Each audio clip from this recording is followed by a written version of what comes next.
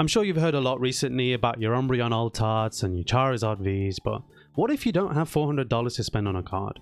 What if you only have 10?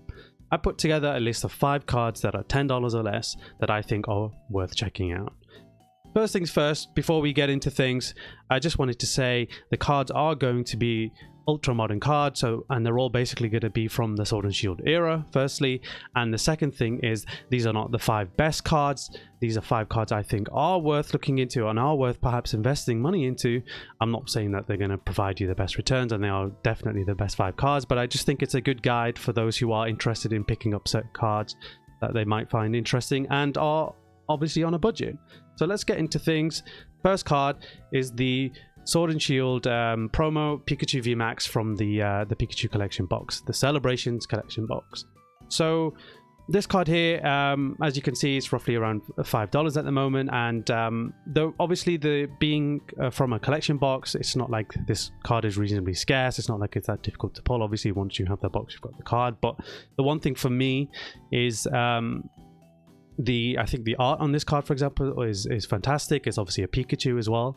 Pikachu being up there with Charizard as probably the most popular Pokemon in the series.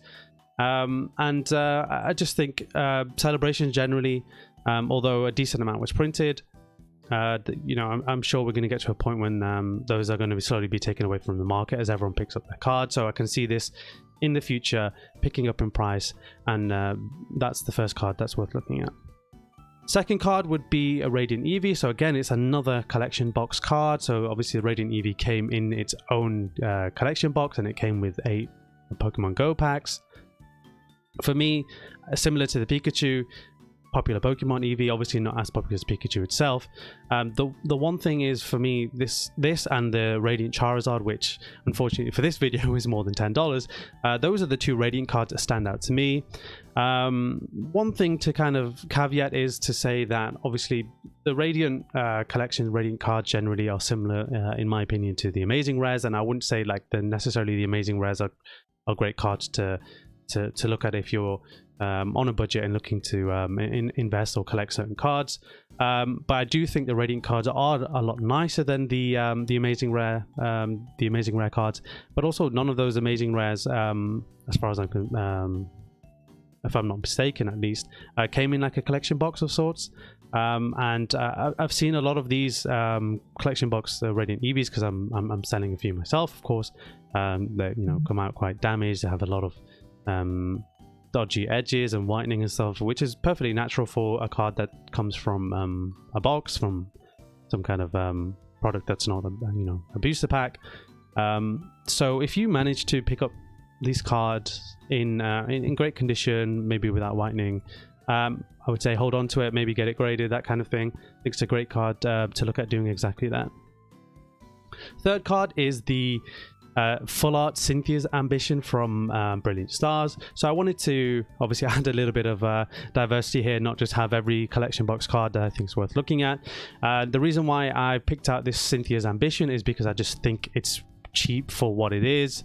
I think generally there's a lot of those Sword and Shield era full art, especially like kind of the waifu cards, not something I'm particularly fond of or passionate about, but I would say a lot of them, the Marnie's Pride as well, that's another card that kind of springs to mind. I think they are genuinely quite low price, and I can see that them kind of rising as time continues. I think you compare them to the Sun and Moon era trainers, and for some of them like this, I don't think it's like the most amazing art, but you kind of get a clear view of Cynthia herself. And I think for the price of $10, and I'm sure you can pick it up for even a little less than that, I don't think you can necessarily go wrong with this. Cynthia is such a popular Pokemon. She's probably a Pokemon character. She's probably the most popular or most liked, maybe besides Lance, Pokemon champion, obviously as the champion of Diamond and Pearl.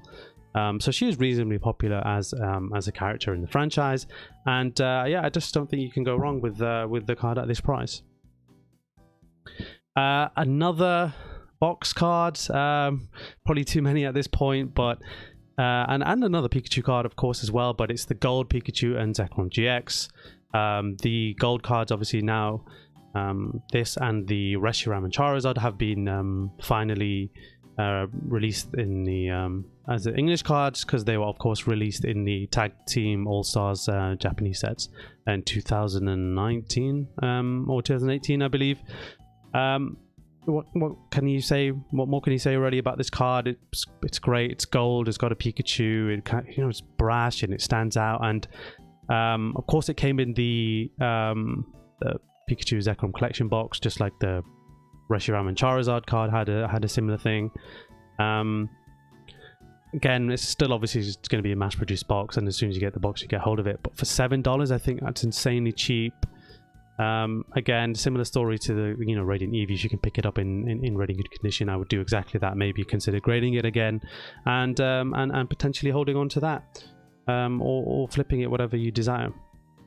And the last card I'm going to talk about, again, no particular order, but I did leave this last for a specific reason, and that is the Arceus V.